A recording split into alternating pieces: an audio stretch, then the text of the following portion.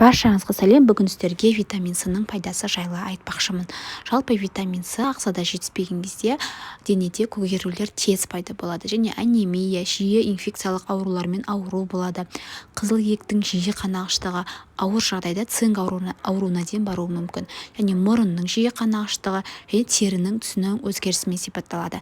Ең алдымен витамин С иммундық жүйенің жұмысын реттейді. Яғни ағзада инфекциялық ауру болған кезде интерферондар мен антиденелердің санын белсендіреді. Екіншіден, қан тамырлардың қабырғасын қатайтады.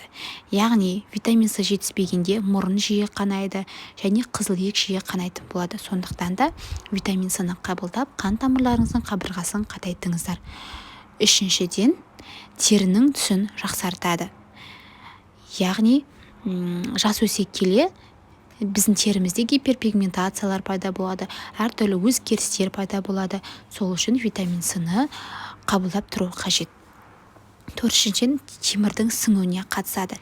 Яғни анемия кезде темір препараттарымен бізге витамин С қолданылады. Өйткені ол темірдің сіңуін асқазанда жақсартады. Бесіншіден, коллаген түзілуіне қатысады. Бізде коллаген белок болып табылады, яғни ол қартаюға қарсы, яғни әжімге қарсы белок, соның түзілуін қатысады және антиоксидант болып табылады. Витамин С-ның профилактикалық дозасы 250-500 мг құрайды.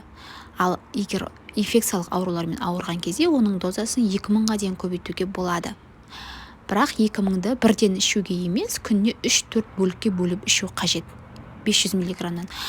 Және де 7-10 күн аралықта ішу керек. Витамин С-ны көп мөлшерде қабылдаудан аулақ болыңыз. Егер оны көп мөлшерде өзіңіз бейберекет іше беретін болсаңыз, онда ол сіздің бүйрегіңізге және қуығыңызға күш түсіруі мүмкін. Егер видео пайдалы болып ұнаған болса, достарыңызбен бөлісіп, лайк, комментарий жазуды ұмытпаңыз.